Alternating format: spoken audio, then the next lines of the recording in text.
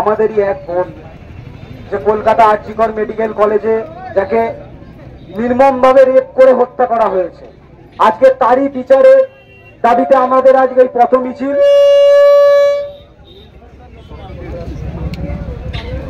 তো আমরা এই মিছিল থেকে একটাই বার্তা দিতে চাই আমাদের রাজ্যের প্রশাসন এবং পুলিশ মন্ত্রীকে, যে আমাদের বোন খুন হয়েছে, আমাদের বুকে জ্বালা আছে। আপনাকে বলতে চাই যে আপনি কটা চুনোপুটিকে ধরে রেখে দিয়ে আপনি কতজনকে আড়াল করতে চাইছেন সেটা বাংলার শিক্ষিত সমাজ খুব ভালোভাবে বুঝতে পারছে। তাই আপনাকে এই সারেঙ্গা থেকে হুঙ্কার দিচ্ছি যে আপনি হয় তাড়াতাড়ি বিচারটা করুন, না হলে বাংলার মানুষ বাংলাদেশ করে দিতে মিনিট খানেক সময় লাগবে না। এই বাংলাতে আপনারা সবাই দেখেছেন যে পশ্চিমবাংলার মুখ্যমন্ত্রী কদিন আগে রাস্তায় নাটক করতে লেগেছিল।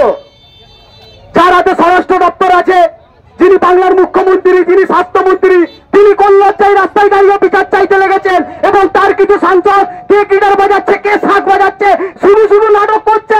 আমরা একটাই কথা বলতে চাই, আমার বোনের বিচার না হলে আমরা এর থেকে বৃহত্তর আন্দোলন দেখিয়ে দেব। এই বাংলায় সর্বপ্রথম একজনই আওয়াজ তুলেছিল যে রেপকারীদের একটাই শাস্তি হওয়া দরকার, সেটা হচ্ছে ফাঁসি। সেটা অন্য কেউ না, সেটা আব্বাস সিদ্দিকী তুলেছে, সেটা আব্বাস সিদ্দিকী চিল্লেছে। যখন আমার এই কাশ্মীরের ছোট্ট বোনটাকে রেপ হতে হয়েছিল, সেই রেপের প্রতিবাদে, সেই রেপকারীদের শাস্তির দাবিতে এই পশ্চিম বাংলার বুকে অলিতে গলিতে একটাই মানুষ আন্দোলন করে গিয়েছিল, সেটা হচ্ছে আব্বাস সিদ্দিকী। সেদিন যদি ওই ভাইজানের সাথ দিতাম, আজ হয়তো আমাদের তিলোত্তমার মতো ঘটনা দেখতে হতো না।